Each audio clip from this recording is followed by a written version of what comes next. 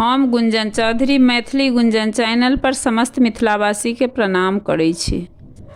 आइ हम एकटा जनऊ के गीत लऽ कऽ उपस्थित छी। आशा करै छी जे ई गीत अहाँ सबके जरूर पसंद आयत।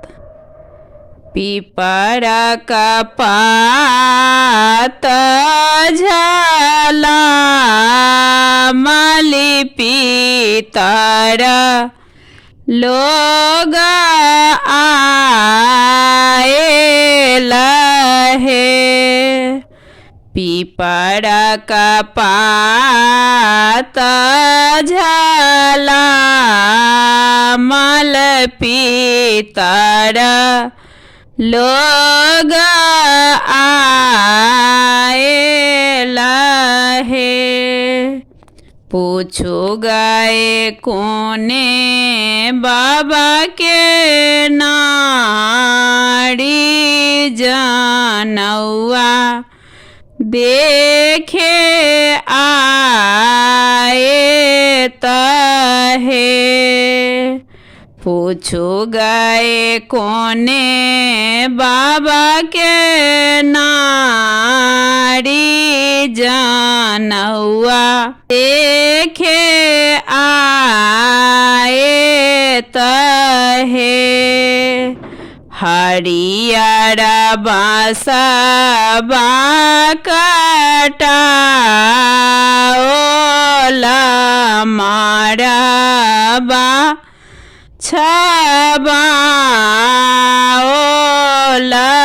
हे। हरियर बांसबा कटाओल मारबा छबाओल हे। हाथी चढ़ियाबथिन कोने चाचा डारी चढ़ी कोने चाची हे। गोद भरियाबथिन कोने बरुआ देखीते सोहाओन हे। गोद भरियाबथिन कोने बरुआ देखीते सोहाओन हे।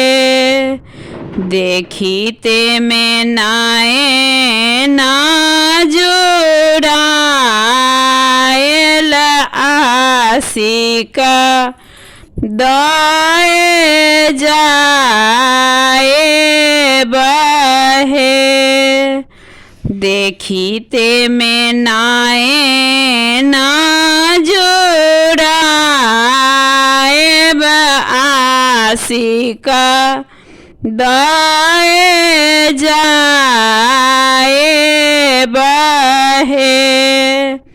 पीपर के पात झलमलि